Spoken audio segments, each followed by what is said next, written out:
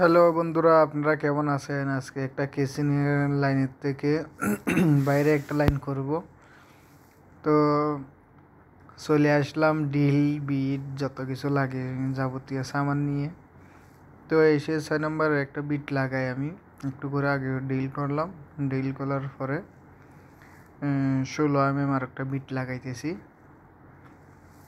16 mm bit লাগাইলাম, এখন deal করতেছি।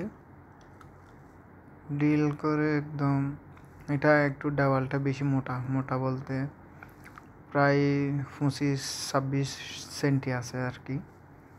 তো একটু কষ্ট হইতেছে, কষ্ট হইলেও কাজটা করতে হবে, কেননা যেহেতু কাজে চলে আসলাম করতেই হবে। তো করতেছি। করার পরে ডিল করা হয়ে গেছে। পরে কপার পাইপ, তামার পাইপ যেটাকে বলা হয়, তামার পাইপটা কেটে নিলাম, 32 সেন্টি করে কেটে নিলাম। কেটে নেওয়ার পর একটু করে সোজা করে নিতেছি। একটু সোজা করে নেওয়ার পরে ব্লেড দিয়ে কেটে একটু উপরের কভার যেটা আছে কভারটা একটু ফেলে দিলাম। ফেলে দেওয়ার পরে নাটটা ঢুকাইছি। নাট লাগানোর পরে রিংটা দিলাম। রিংটা ঢুকানোর পরে আমি একটা পিভিসি পাইপের গাম নিলাম, সলিউশন নিয়ে একটু করে লাগাই দিব। কেননা এটা না লাগাইলেও চলে, ওই যেটাকে ট্যাবলুন ট্যাপ বলা হয়, ওয়াটার ট্যাপ, ওইটা লাগাইলে হয়। তারপরেও আমি একটু মানে একদম কাজটা পারফেক্ট হওয়ার জন্য সে কারণে একটু সলিউশন লাগাইলাম। যেহেতু গামটা লাগাইছি, গামটা লাগার কারণ হচ্ছে যে এটা কোনো সময় লিক করার চান্স থাকবে না।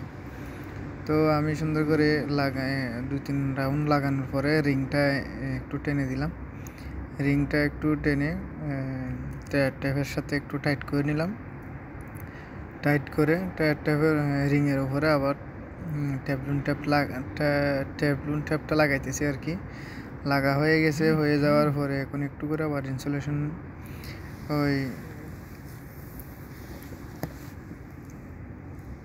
সলিউশনটা লাগাইলাম আর কি। লাগানোর পরে ভালো করে টাইট করতেছি। এমন করে টাইট করতে হবে যেহেতু লিক যেহেতু না করে। তো আমি একটা মাঙ্কি ফ্লাওয়ার, যেটাকে মাঙ্কি রেস বলা হয় আর কি, মাঙ্কি রেস আর এক্সেক্টেবল রেস, এই দুইটাই নিলাম। নেওয়ার পরে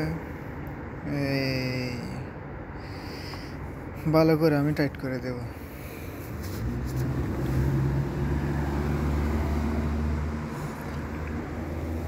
দেখেন আমি কত ভালো করে টাইট করতেছি। টাইট করা মানে একদম এমন করে টাইট করতে হবে যেহেতু লিকেজ করার চান্সটা যেহেতু না থাকে। তো আমি দেখেন একদম ভালো করে টাইট করতেছি।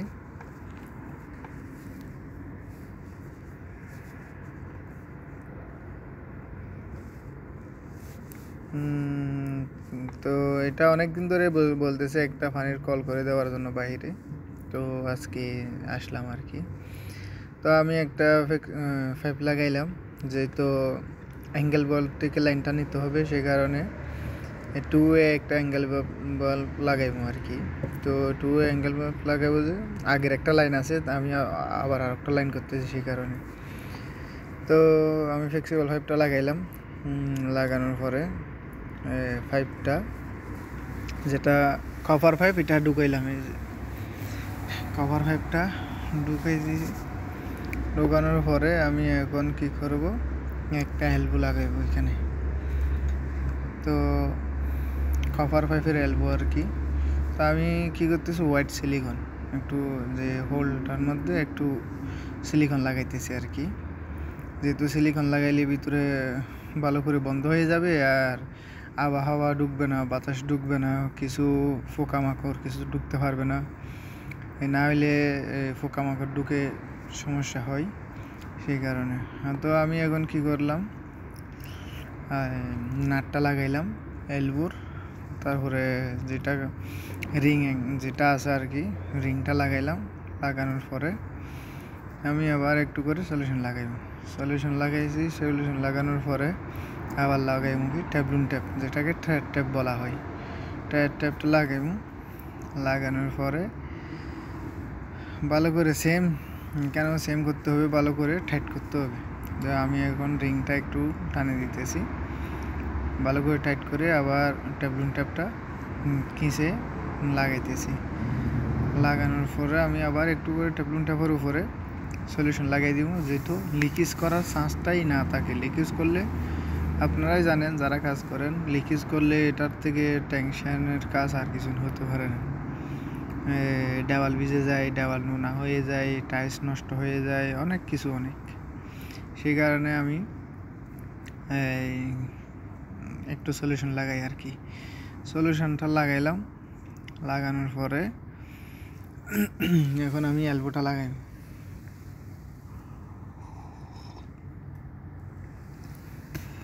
এলবোটা লাগাইলাম, এলবোটা লাগার পরে আর একটা শর্ট পিস লাগতেছে আমার একটু উপরের দিকে করার জন্য। তো আমি একটু লাইনটা উপরে উঠাইব, উপরে উঠাই, ওখানেও আমি একটা এলবো লাগাইব। এই এলবোটা লাগাইব যে এটা হচ্ছে যে ফিমেল এলবো। এটার মধ্যে আমি যেটা ফানির ট্যাপ যেটাকে বলা হয় আর কি, যেটা ট্যাপ বলে, তারপরে নল বলে, যে যা বলে আর কি, আমি ওটা লাগাইব। তো লাগানোর আগে ভালো করে টাইট করে দেব। ভালো করে টাইট করার পর আমি মাঙ্কি রেসটা দিয়ে ধরলাম, ভালো করে টাইট করে পরে এটাকে সোজা করে ধরে একটা মার্ক করে নিলাম। মার্ক করে নিয়ে এখানে ডিল করতেছি। ডিল করার সময় যেহেতু বেশি ডিল না হয়, সে কারণে আমি ডিলের মাথার মধ্যে একটু ট্যাপ লাগাই দিয়েছি। আপনারাই দেখেন, এই ট্যাপটাই আমি নিজেই লাগাই দিয়েছি। এই যে এই ট্যাপটা যেহেতু যতটুকু লাগে আমার অতটুকুই ভিতরে যাই, এরপরে যেহেতু ভিতরে না যায়, সেই কারণে। তো 3টা আমি ছিদ্র করে নিলাম। ছিদ্র করার পরে যেটা ফিমেল এলবো ওইটার মধ্যে গিয়ে আছে। তো আমি ফের করার পরে, ডিল করার পরে রয়্যাল ফ্ল্যাগ ঢুকাইলাম। রয়্যাল ফ্ল্যাগের পরে স্ক্রু দিয়ে আমি টাইট করে দেবো ভালো করে। তো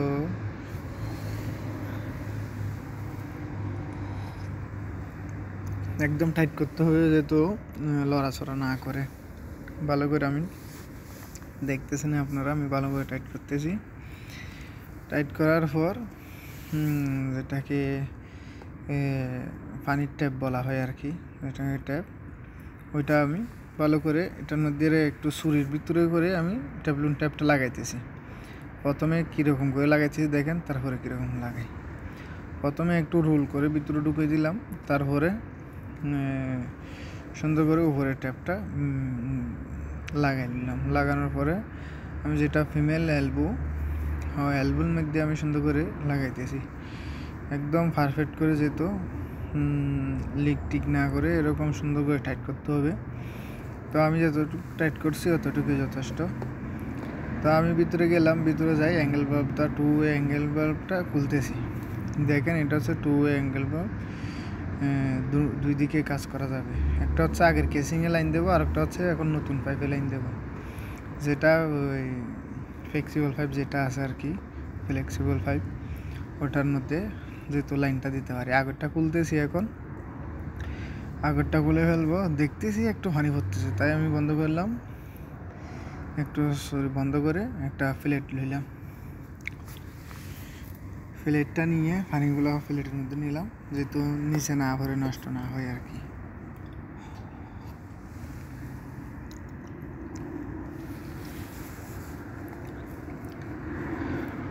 আপনারা দেখতেছেন যেহেতু নিচে পড়লে তো নষ্ট হয়ে যাবে। এটা হচ্ছে কাঠের বক্স, কাঠে যদি পানি পড়ে আপনারা নিজেরাই জানেন কাঠগুলো নষ্ট হয়ে যায় তাড়াতাড়ি।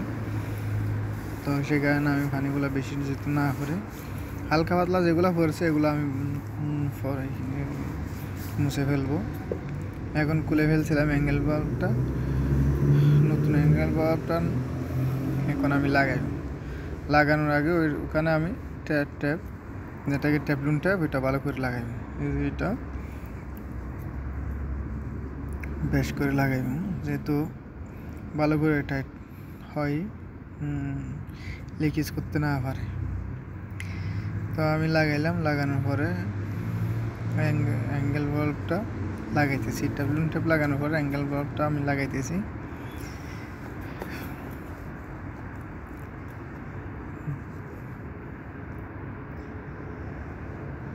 আমি যে রেসটা দিয়ে টাইট করতেছি ওইটা হচ্ছে অ্যাডজাস্টেবল রেস বলা হয়। ওটা দিয়ে টাইট করলে আমার সুবিধা হইতেছে, তাই আমি ওটা দিয়ে আরামসে টাইট দিতেছি।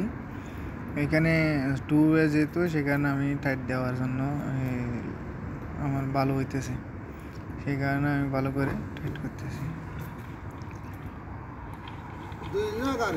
দুই দিন কত কম, দুই দিন তো টাইট করা হয়ে গেছে। হয়ে যাওয়ার পর আমি এখন ফ্লেক্সিবল পাইপটা আমি লাগাইতেছি। এখন আউটপুট যেটা বাহিরে যাইতেছে ওইটা লাগাইলাম, তারপরে যেটা ইনপুট ভিতরে কেসিনের মধ্যে আছে ওইটাই লাগাইতেছি। এখন লাগানোর পরে ভালো করে একটু টাইট করতে হবে।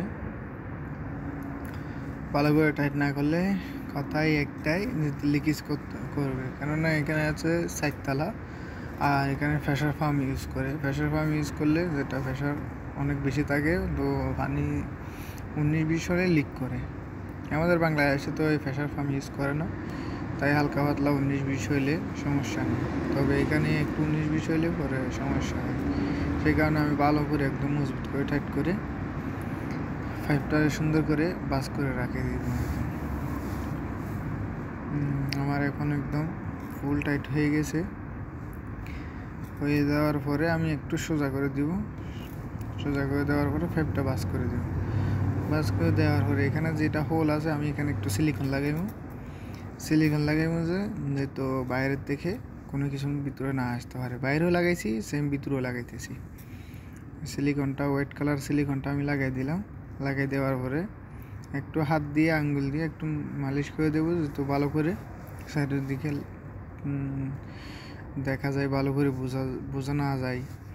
সেই কারণে আমি সুন্দর করে চারিপাশ দিয়ে লাগাই দিলাম। লাগাই দেওয়ার পরে বাইরে গিয়ে দেখলাম পানি যায় কিনা, ঠিক আছে কিনা। তো প্রথমে আগে ভিতরে দেখবো পানি ভিতরে আসে কিনা।